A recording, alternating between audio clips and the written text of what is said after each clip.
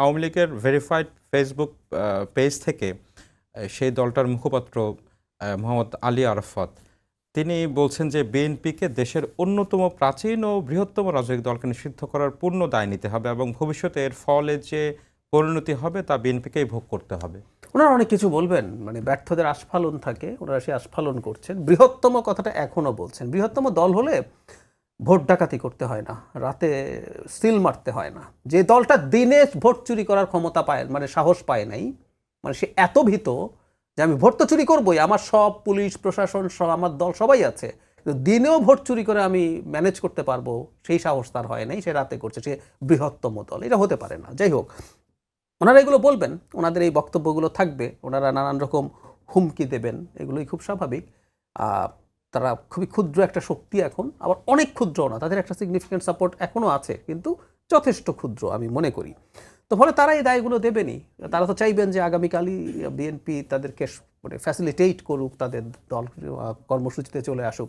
আমি আবারও বলছি, আওয়ামী লীগের কর্মকাণ্ড বা কর্মসূচি, রাজনৈতিক কর্মসূচি পুরো নিষিদ্ধ থাকতেই হবে, থাকবেই ভবিষ্যতে, সেটা বলছি না। সমাজে এটা নিয়ে আলাপের প্রয়োজন আছে, আলাপ হচ্ছে।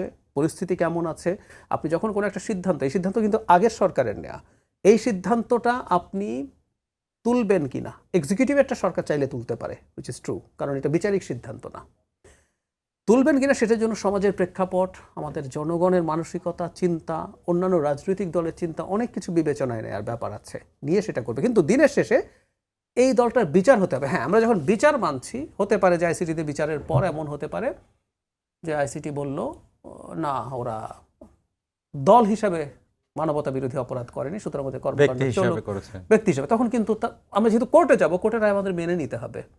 আবার কোর্ট যদি বলে না, ওরা এটা করেছে, সুতরাং ওরা নিষিদ্ধ থাকবে এত বছর বা ফরএভার, কুড বি এনিথিং।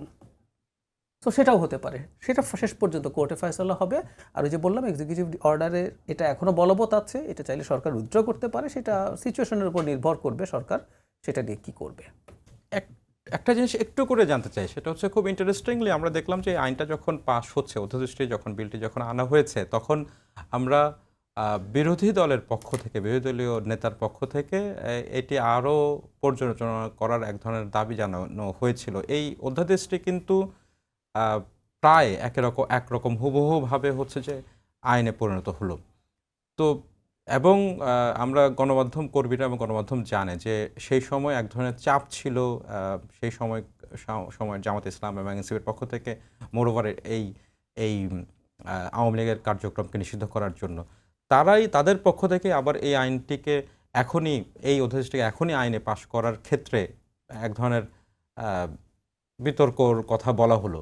মানে সেটি কেন বলে মনে হয় আপনার কাছে, রাজনৈতিক বিশ্লেষক হিসাবে জানতে চাই? বিশ্লেষক হিসাবে বলছি, মানে ওনাদের তো আসলে বিরোধিতা করতে হবে অ্যাট এনি কস্ট। মানে বিরোধী দল শব্দটার মধ্যে বিরোধী আছে, সুতরাং আমাদের প্রবণতা হচ্ছে সব কিছুর বিরোধিতা করতে হবে। তারা ভেবেছিলেন এটাকে ইস্যু বানাবেন, এই যে তারা কিছু ইস্যু বানাচ্ছেন, আপনি সেই জায়গায় নিশ্চয়ই আসবেন, আমি সেই জায়গায় আসবো। আপনি কিন্তু ওই যে অধ্যাদেশগুলোর আলাপ আনছেন, মানে যে কোনো কিছু ধরে ইস্যু বানিয়ে ফেলতে হবে। যেমন এটা যদি না করতো বিএনপি বা এই সরকার, তখন দেখতেন মারাত্মক সমালোচনা হতো যে আওয়ামী লীগকে নিষিদ্ধ করা থেকে সরে এসছে, স্বৈরাচারের দোসর হয়ে গেছে বিএনপি। তাদের সাথে নির্বাচনের আগে এই আওয়াজ তারা তুলেছেন যে ভারত, আওয়ামী লীগ, বিএনপি মিলে একজোট হয়ে এটা সেটা করবে, তারাই এসব কথাবার্তা বলেছেন। এখন তাদের তো হঠাৎ করে আর ভালো লাগেনি, কারণ এটা তারা যেটা এক্সপেক্ট করছিলেন তাদের মনে মনে অনেকে, হয়তো সেটা হয়নি, তাই বিরোধিতা করছেন। আমি আর কোনো কারণ খুঁজে পাই না, কারণ তারা সরকারের, তারা বিরোধী দল, তাই তাদের বিরোধিতা করতে হবে।